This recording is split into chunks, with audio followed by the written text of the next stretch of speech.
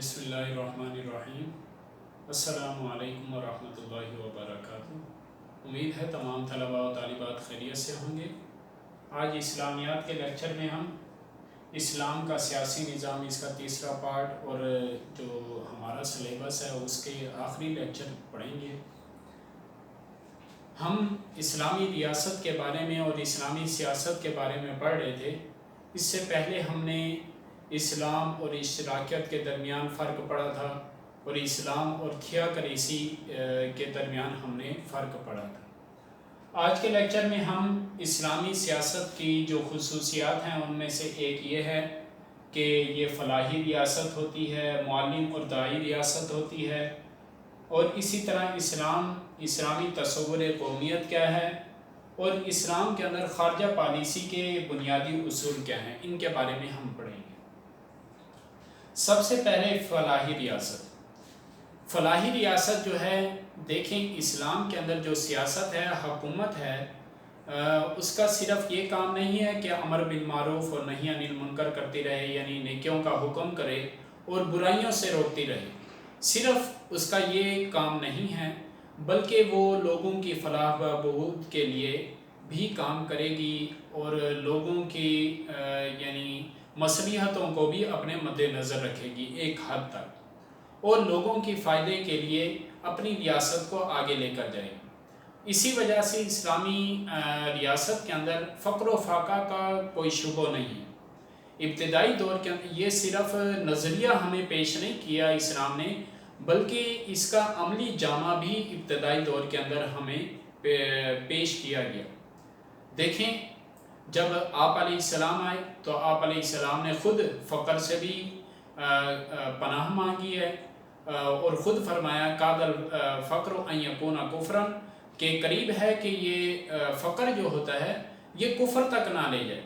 یہ فقر سے بھی آپ علیہ السلام نے پناہ مانگی ہے، اور کفر سے بھی پناہ مانگی ہے، اور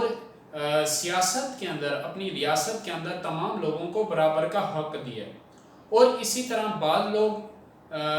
جیسے آپ جانتے ہیں کہ آپ علیہ السلام ابتدائی دور کے اندر جب اگر کسی شخص پر قرض ہوتا اور اس کے پاس پیسے وغیرہ نہیں ہوتے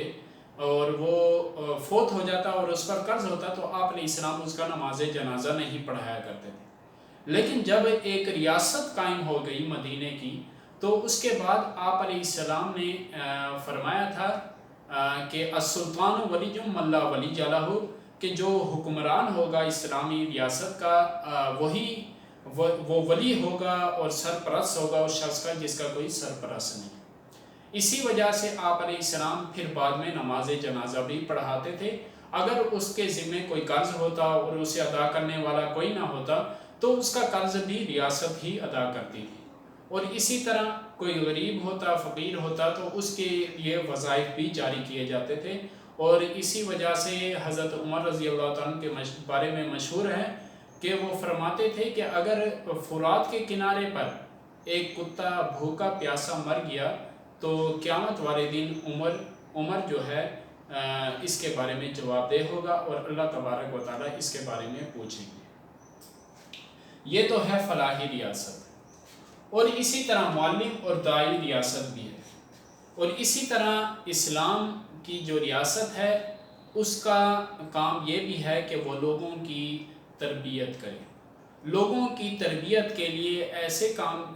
کرے، تعلیم کے میدان میں ہوں یا کسی بھی میدان میں ہوں، کہ ان کی ہر حوالے سے ان کی تربیت کرے اور انہیں سچا مسلمان بنائے، بلکہ سچا انسان بھی بنائے۔ اس لیے کہ اسلام حقیقت میں ہمیں انسان بنانے کے لیے، تو اسلام کی جو سیاست ہے اس کے اندر بھی یہی ہے کہ ایسی تعلیم دی جائے کہ جس سے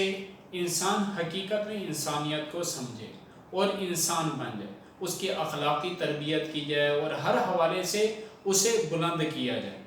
جیسا کہ آپ اسلام کے تعلیمی نظام کے اندر پڑھ چکے ہیں کہ اسلام کے تعلیمی نظام کے اندر اسلام کے کون کون سے اصول ہیں تعلیم کے میدان میں۔ تو اسلام کی جو سیاست ہوتی ہے، ریاست ہوتی ہے، ریاست کی ذمہ داری ہے کہ وہ لوگوں کی کو تعلیم مہیا کرے، ان کی تعلیم کا انتظام کرے اور ان کی تربیت دے۔ اسی وجہ سے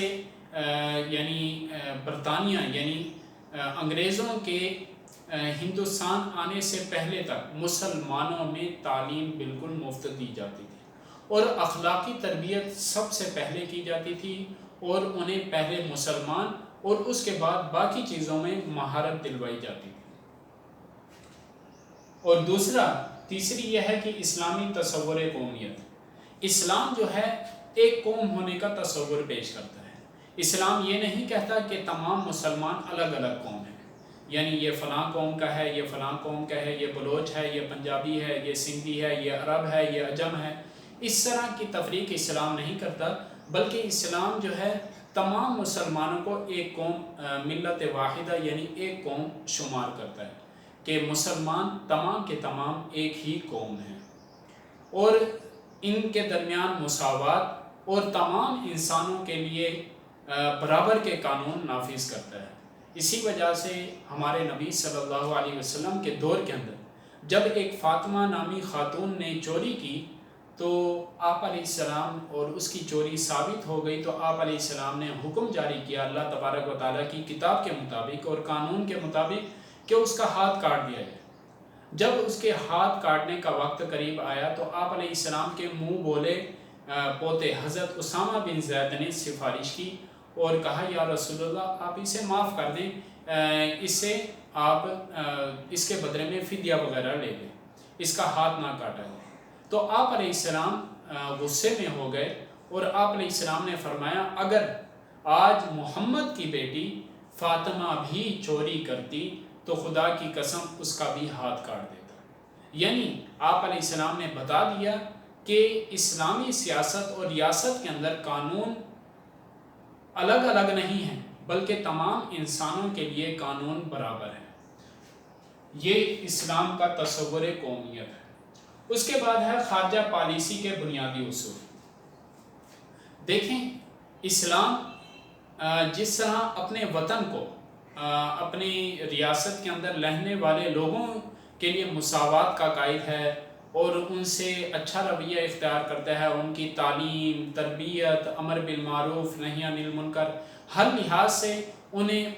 ترقی کی طرف لے کے آتا ہے، بالکل اسی طرح پوری دنیا کے اندر بھی اسلام کا ایک نظریہ ہے کہ اسلامی سیاست کے اندر ایک یہ ہے خارجہ پالیسی کا جو بنیادی اصول ایک یہ ہے کہ وہ دعوت دیتی ہے، کہ دوسرے ممالک کے اندر بھی اسلام کی دعوت چلاتی ہے اور دوسرے ملکوں کو بھی اس بات کی طرف بلاتی ہے کہ وہ اسلام کی طرف آ جائیں، اسلام کو قبول کر لیں۔ اس بات کے لیے وہ اسباب اختیار کرتی ہے اور ایسے ذرائع پیدا کرتی ہے کہ جس سے وہ لوگ اسلام کی طرف رغبت کرنے لگیں۔ ایک تو یہ اصول ہے، اور دوسرا یہ ہے کہ وطن کے اندر رہنے والوں کے اندر بھی وہ وطن کی محبت کو پیدا کرتی ہے کہ وہ وطن سے حد سے زیادہ محبت کریں، اور وطن کے خلاف اگر کہیں جنگ بھی پیش آ جائے تو وہ اپنی جان جونکوں پہ لگا دیں اور اپنی جان تک کی قربانی دے دیں۔ اور اس کے ساتھ جو تیسرا اصول ہے وہ یہ ہے کہ ظلم کے خلاف بھی اسلام ہمیشہ آواز اٹھاتا ہے، اور حدیث کا مفہوم ہے، غالباً حدیث ہے، اس کا مفہوم یہ ہے کہ تم ظالم کی بھی مدد کرو اور مظلوم کی بھی مدد کرو۔ صحابہ نے پوچھا یا رسول اللہ مظلوم کی مدد تو سمجھ آتی ہے کہ ہم اس کی مدد کریں، لیکن ہم ظالم کی کس طرح مدد کریں، ہمیں یہ بات سمجھ نہیں آتی۔ تو آپ علیہ السلام نے فرمایا کہ ظالم کی مدد اس طرح ہے کہ اسے ظلم کرنے سے روک دو۔ تو اسلام کی خارجہ پالیسی بھی یہی ہے کہ جس طرح وہ اپنے وطن کے اندر بھی اپنے ہم وطنوں کے لیے بھی یہی رویہ اختیار کرتا ہے کہ وہ ظالم کو ظلم سے روکتا ہے، بالکل اسی طرح پورے عالم کے اندر، پوری انسانیت کے اندر بھی اس بات کا دعوے دار ہے کہ ہر انسان کسی مظلوم کی بھی مدد کرتا ہے اور اسی طرح ظالم کی مدد یعنی اسے بھی ظلم سے روکنے کے لیے اسباب پیدا کرتا ہے اور ایسے ذرائع اختیار کرتا ہے۔ یہ ہے اسلام کا سیاسی نظام، اور اس کے اندر فلاحی ریاست، معلم اور داعی ریاست، اور اسلام کا تصور قومیت اور اسلام کی خارجہ پالیسی کے بنیادی اصول۔ یہ کچھ باتیں تھی آپ کے سامنے پیش کر دیں، اور یہ ہمارا آخری لیکچر تھا. امید ہے آپ مجھے دعاؤں میں یاد رکھیں گے اور میں بھی آپ کو انشاءاللہ دعاؤں میں یاد رکھوں گا. السلام علیکم ورحمۃ اللہ